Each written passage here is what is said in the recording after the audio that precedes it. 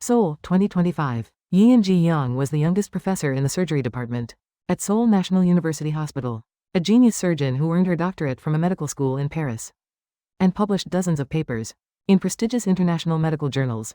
However, she carried a burden in her heart, having lost her mother at an early age and grown distant from her father, Yeon Sung-woo, a Korean history professor. She had devoted her life solely to medicine. One day, she received a call from her father. Ji-young, I've discovered 이야기를, a royal medical text from the Joseon dynasty.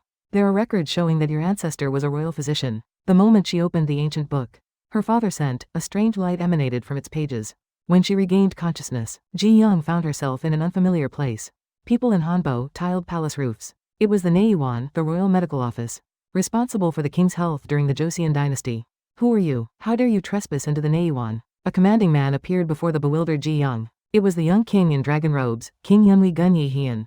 He was notorious as Joseon's worst tyrant, but also a monarch suffering from chronic illness.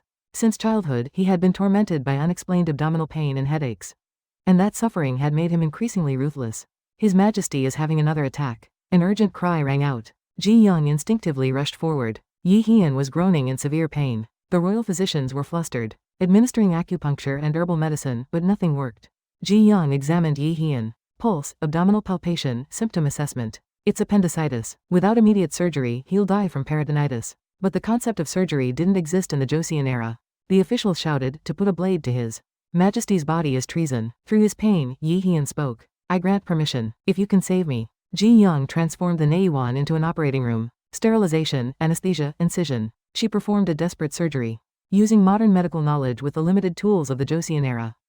Miraculously, the surgery succeeded. Days later, when Yi-hyun awoke, he experienced his first pain-free morning. Is this what a healthy body feels like? The agony that had plagued him for decades was gone. He appointed Ji-young as the chief royal physician, but the palace was filled with danger. The king's uncle, Grand Prince Jason, used his position as chief of the Naewon to covet the throne.